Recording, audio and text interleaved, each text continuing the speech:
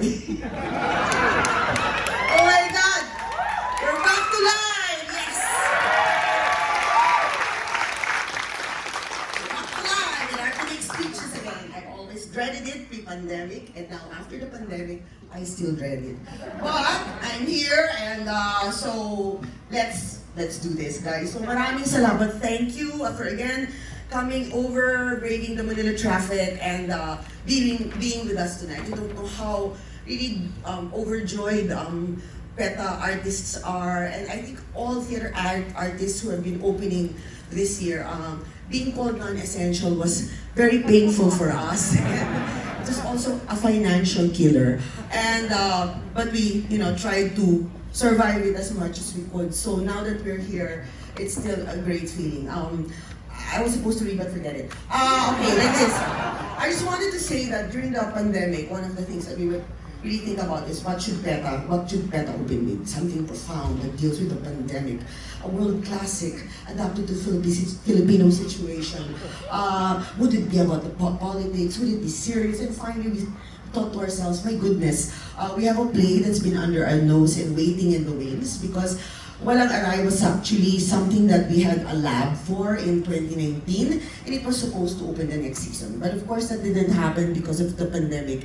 And then we thought, gosh, after everything we've been through, the pandemic, the elections, and everything else in between, let's give ourselves some joy. Let's give ourselves some levity, right? Some space.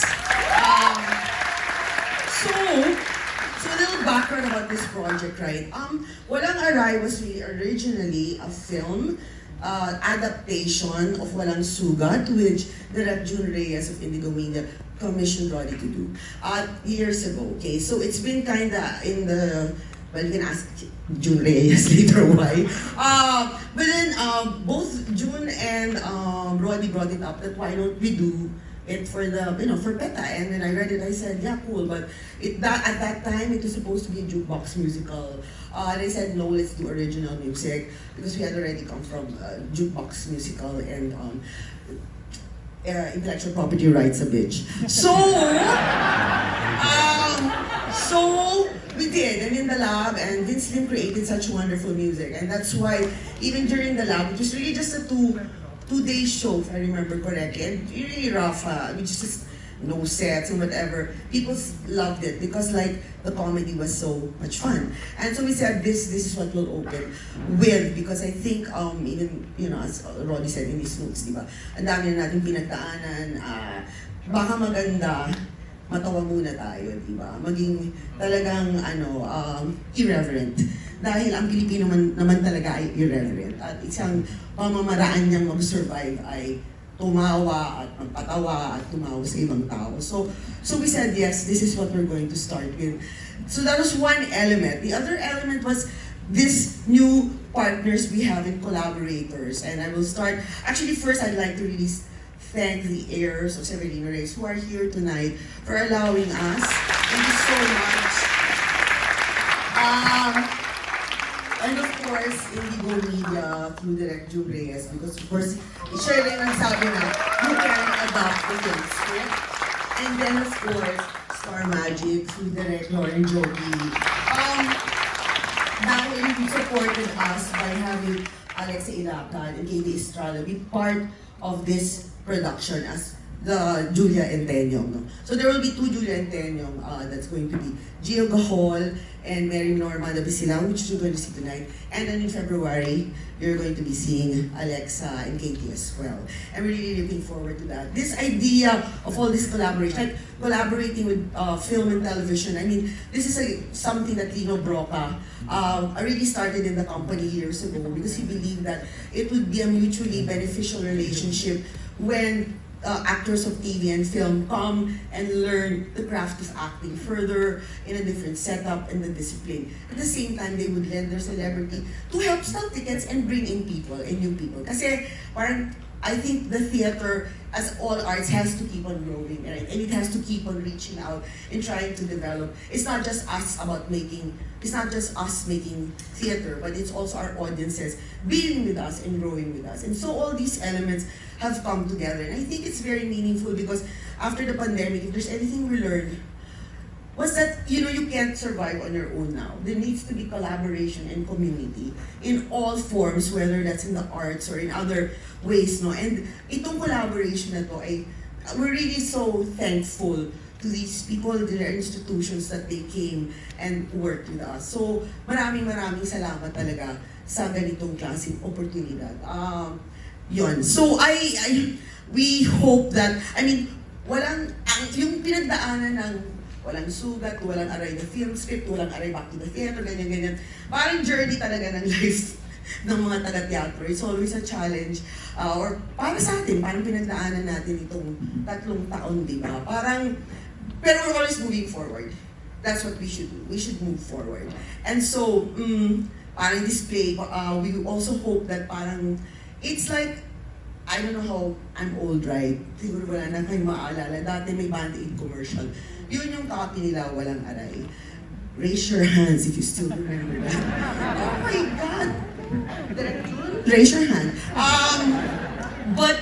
So I hope that Walang Aray is the Band-Aid that allows us to heal our wounds and heal their scabs. So that we can, and these wounds from personal to political to whatever, so we can soldier on and move forward because there's really nowhere else to go but to move forward. So maraming salamat sa inyong panood. Wait, hindi pa ako sorry. Just some clarification. You are going to watch tonight a long excerpt, okay? Full of Act 1. Act 2 is about 35 minutes, something like that. So there are scenes you're not going to. So in a way, it's kind of like a long excerpt. Since February pa, mga people, we're in a budget. So, hindi pa tapos mahirap ang pera ngayon. So, hindi pa tapos tong set na to, lalagay pa, hindi babagsak ang certain flies because we weren't able to rehearse it, so safety first, because of the actors. Hindi pa complete yung mga costumes, so you'll see, we just try to put together enough for the show. But, you will see the main bulk of the story, and you will also see, you hear the music and stuff like that, of course, and the performances. We've been rehearsing this under 3 weeks to rush this November, so, konting pasensya kung hindi siya perfect, because anyway, may Pebrero pa naman. But you'll get a sense of what it is. This is really an adaptation and a kind of like taking Walang Sugat and bringing it now to this time and space, and we take a lot of liberties. But it's also really a fun piece, and I hope that you guys feel the same way. So before I end my speech, before I forget, let me just acquaint you with our creatives, kasi it's always so difficult to craft theater. It's really always a challenge. Not difficult in a negative way, but just really a bit of a challenge. So, of course, we have our playwright and librettist, Rody Vera.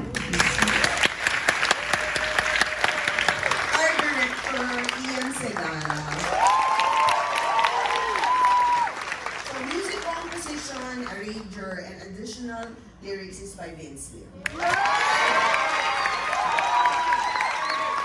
Choreographer is Gahol. Lights designer David Estrada. Set designer Julia and Tenyong.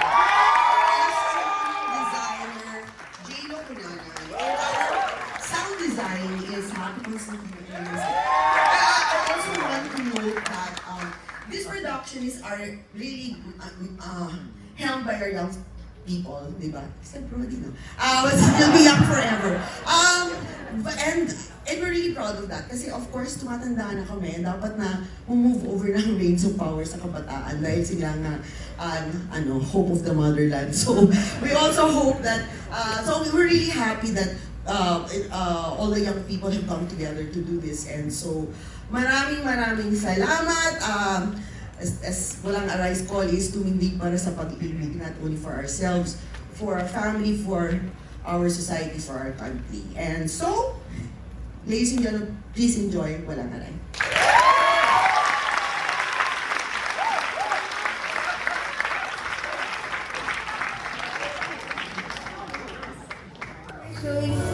Feb 17 to May 14 at the PETA Theater Center.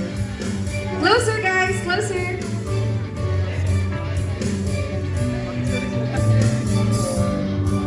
Also, one smile to the camera up there.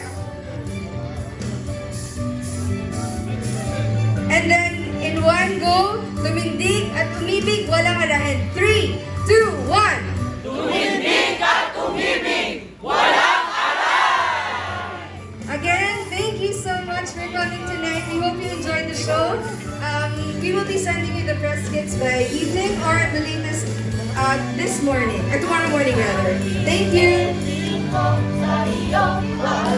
Maybe ask the president to sustain him. One more.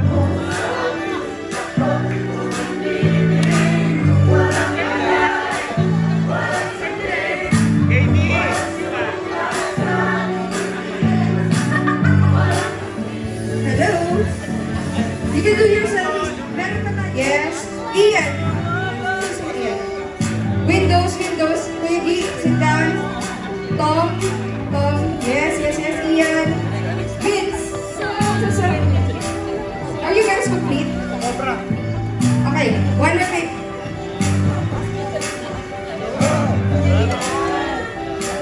May nakatingin. KD! Okay lang. Okay, Mark. This camera.